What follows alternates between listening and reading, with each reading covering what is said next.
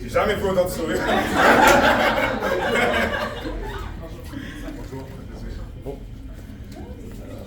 Donc ici, on a principalement des membres du conseil d'administration, aussi des chargés de projet. Et voilà, ça c'est toute l'équipe d'étudiants. Ça c'est l'équipe d'étudiants dont je vous parlais, du comité de profilage racial, qui font un excellent travail. Bonjour. Quel est votre nom? Esmeralda. Ça fait plaisir. Bonjour, Mariska. Bonjour. Bonjour, monsieur Chou. Bonjour. Alexis, enchanté. Plaisir. Et ça c'est l'équipe qui s'occupe des consultations juridiques, donc c'est vraiment eux, comme deux premières lignes on dirait, donc, qui vraiment reçoivent les usagers, qui font un mini travail d'avocat tous les jours, puis qui font une équipe importante. Enchanté, Marie-Martin. Ça fait plaisir. Juan Rodriguez, enchanté aussi. Bonjour. Franck Gadoukweli. Bonjour. Bonjour, Viviane. Bonjour. Bonjour, Nana Barman. Bonjour. Bonjour, Marie-Martin. Plaisir. Bonjour, Véronique Lemaître. Plaisir. Bonjour. Bonjour, Yara. Bénédicte, enchantée. Quelle équipe que vous avez? Merci. C'est pas tout le monde qui est là, mais c'est ceux qu'on a pu déplacer qui n'avaient pas des examens. C'est pas la quantité, c'est la qualité. Très bien, très bien dit. Donc je vais vous laisser la parole, monsieur le juge, si vous voulez nous dire quelques mots. Ben écoutez, je voudrais... j'ai pas- Installez-vous, prenez. Je peux m'installer ici. Je voulais juste, dans un premier temps, je voulais vous remercier. Remercier la clinique Saint-Michel de m'inviter. Je vous remercie. Je remercie l'administrateur de m'inviter, non seulement à vous rencontrer ce matin, mais également à participer ce soir au gala de financement. C'est fort important. J'ai entendu parler beaucoup de cette clinique ici et surtout de son impact sur la communauté de Saint-Michel.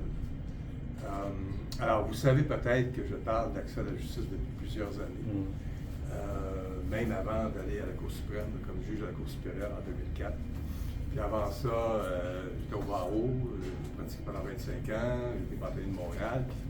C'est rendu au bâtonnat de Montréal où j'ai réalisé jusqu'à quel point on avait un devoir de renseignement et d'information.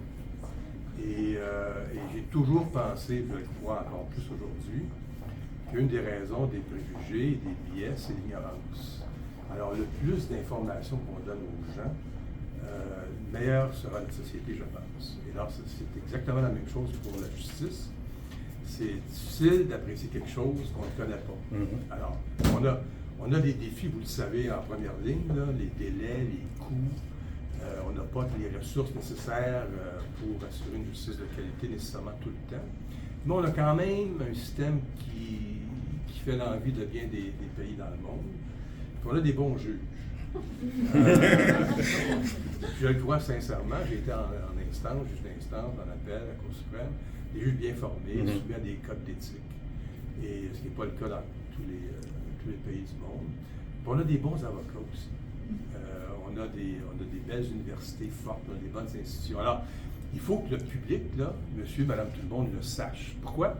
Bien, pour qu'ils maintiennent la confiance dans le système.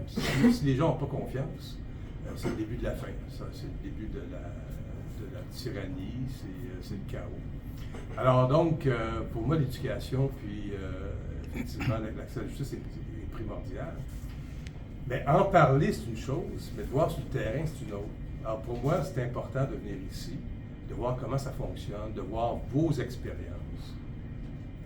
Je l'ai fait à 2 autres reprises. Je l'ai fait dans la clinique dans l'Outaouais, une clinique multidisciplinaire où il y avait des psychologues, des juristes, des gens de différentes professions qui aident les gens les plus vulnérables à cheminer, puis à donner de l'information, mais également à les appuyer aussi s'ils ont affaire à exercer des droits. Je l'ai fait à Toronto aussi, une clinique particulière, une clinique juridique, où c'est des étudiants de 2e année de l'Université de Toronto qui viennent donner quelques heures par semaine à la clinique, qui viennent rencontrer des gens qui sont parmi les plus vulnérables, il faut se le dire. Des gens qui ont des problèmes d'immigration, des gens qui ont des problèmes pour le logement. Et j'ai donc passé un après-midi à la clinique. Je me suis assis dans les salles d'entrevue, voir comment ça se passe. C'était pas intimidant pour les gens? Ben, j'étais un peu en retrait, là, mais les gens, j'ai été impressionné par le calme des étudiants, parce que les gens, vous le savez, vous faites affaire avec eux, les gens que vous desservez peuvent être difficiles des fois. Ils n'ont pas nécessairement beaucoup d'éducation, il y a beaucoup de frustration, il y a des problèmes de santé mentale aussi dans tout ça. Et de racisme, donc de frustration de ces gens-là. Mais quand j'ai vu des jeunes, là, avec patience, accompagner ces gens, j'ai été très impressionné. Et c'est pour ça que c'est important pour moi de savoir comment ça se passe dans les faits, pour en faire la promotion, généralement.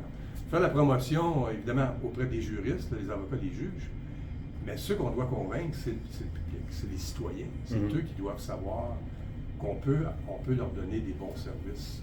Et on n'a pas toujours besoin d'un médecin pour guérir une plaie, une infirmière ou un... Bon, c'est la même chose en matière juridique. Hein?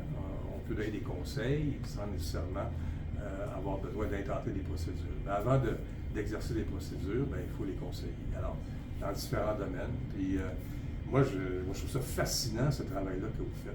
Je trouve ça fascinant et tellement important. Le temps est révolu, je le sais, là, où on pouvait compter sur le gouvernement. On ne peut pas faire ça. Il n'y en aura jamais assez d'argent. Les budgets d'aide juridique ne seront jamais assez élevés. Les raisons profondes de ça, il faut remonter dans le temps. Le système de justice n'a jamais été une priorité pour les gouvernements dans les démocraties. Les priorités, puis à juste titre, là, ça a été la santé, l'éducation. Mais le système de justice, là, la nomination des juges, la création de palais de justice, les moyens économiques, les moyens, l'aide juridique, ça a toujours été un peu de côté depuis les années 60. Et c'est comme ça dans toutes les démocraties en Occident. Ça s'améliore. Les gouvernements ont appris à comprendre que si on n'avait pas de bon système de justice, on allait créer du chaos. Puis la démocratie en bout de ligne, après un certain temps, elle allait écoper. Et donc, ils ont commencé à investir un peu plus. Mais il y a quand même beaucoup de travail à faire, puis on ne peut plus compter là-dessus seulement. Alors, ça prend du pro bono, ça prend des cliniques juridiques comme la vôtre, avec des gens engagés, avec un milieu sur lequel vous allez avoir une influence pour aider effectivement un des remèdes potentiels pour faciliter l'accès à la justice. Alors, moi, je suis venu ici pour apprendre, pour savoir comment vous faites ça, et pour pouvoir savoir de quoi je parle éventuellement et de pouvoir en faire la promotion. Alors, je vous remercie beaucoup du privilège que vous me donnez de pouvoir avoir l'information de première main. Je ne peux pas être plus sur la ligne que vous. Et de répondre à vos questions si vous en avez, si je peux vous répondre, mais c'est plus vous qui allez me donner de l'information. Justement, on a des questions. Vous l'avez mentionné. C'est le journaliste Ben, avec votre caméra. Ah oui, vous l'avez compris. Parti, ah oui, vous l'avez compris. Alors, vous avez parlé surtout, Maître Belton m'avait prévenu, et vous l'avez mentionné, que vous travaillez depuis longtemps sur la question de l'accessibilité universelle à la justice. Et aujourd'hui, à quel point on en est, quel est l'état de la situation selon vous, et s'il y a des problèmes, quels sont ces problèmes-là? Ben, il y a beaucoup de travail à faire. Il y a beaucoup de travail à faire encore, mais on est sur le bon chemin, je pense, honnêtement. Sans être trop idéaliste, là, quand je vois du monde comme vous, là, ici, ce matin, me rencontrer, ben là, ça me rend confiant. Ça me dit qu'il y a des gens qui sont engagés encore.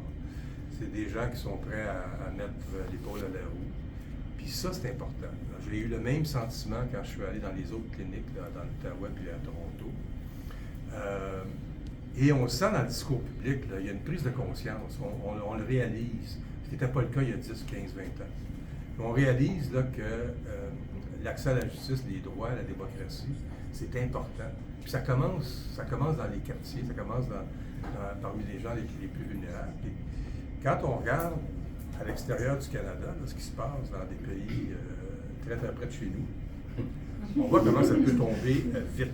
Dans un an, la notion d'état de droit. La notion d'état de droit, c'est que tout le monde est égal sur le droit. Ouais. Cette notion-là, dans certains pays très près de chez nous, là, est en train de tomber radicalement. Et ça, c'est épouvantable. Et il faut éviter ça. Alors, comment éviter ça? Ben, c'est justement en s'assurant que les gens aient accès à l'information, puis accès à la justice, et en parlant aussi. Oui, mais est-ce que vous croyez que, par exemple, la diversité que je vois ici, des futurs avocats, peut aider à C'est sûr. la question de l'accessibilité. C'est sûr, il faut que les gens se reconnaissent dans ceux qui décident. Ça inclut les juges. Alors, la diversité, là, qui est la population du Québec, c'est une population qui est de plus en plus diversifiée. C'est ça qui fait sa richesse, d'ailleurs. Et ben, il faut que ces gens-là se retrouvent dans les institutions, soit dans les gouvernements, mais également dans les tribunaux. On en parlait tantôt.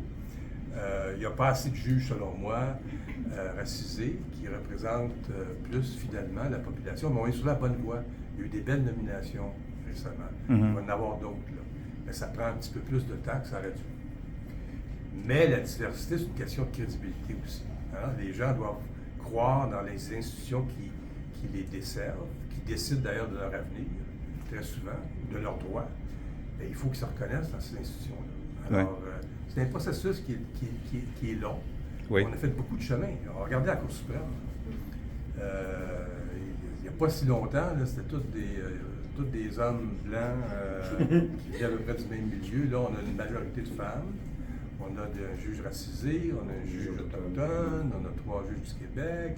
Tout le monde parle français et anglais autour de la table. Wow. Moi, quand j'ai joint la Cour en 2012, c'était pas ça. Et moi, je parle français dans mes dossiers, comme je parle anglais. Mes collègues également, anglophones, vont parler français. Alors, il y a une évolution majeure.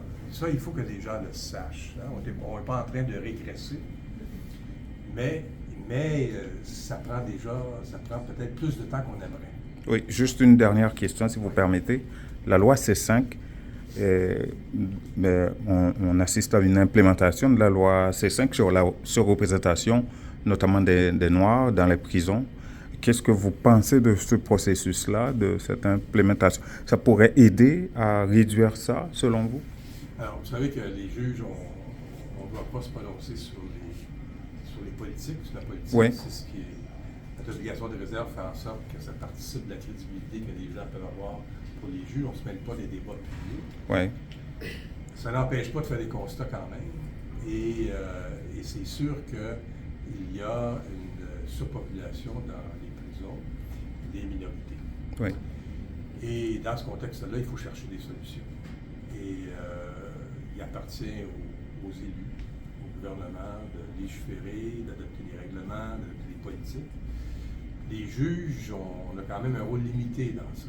On peut, lorsque le dossier nous est présenté, interpréter la loi selon les faits, selon les arguments, mais il appartient beaucoup plus aux élus de faire et d'adopter les législations en conséquence. Alors, mais quand l'opportunité se présente au tribunal, peu importe son niveau, habituellement, on prend l'opportunité pour décider dans la bonne direction. Merci beaucoup.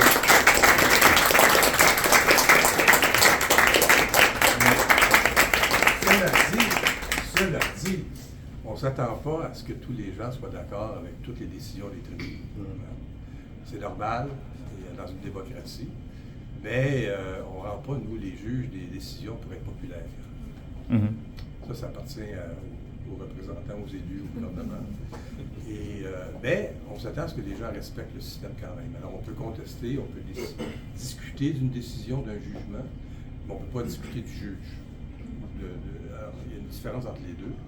Et il ne faut pas porter atteinte à l'intégrité du système. On peut franchement discuter honnêtement d'une décision pour ou contre, mais il y a une marche entre les deux. C'est juste la nuance que je voulais apporter. Voilà, merci. Merci beaucoup. Je voulais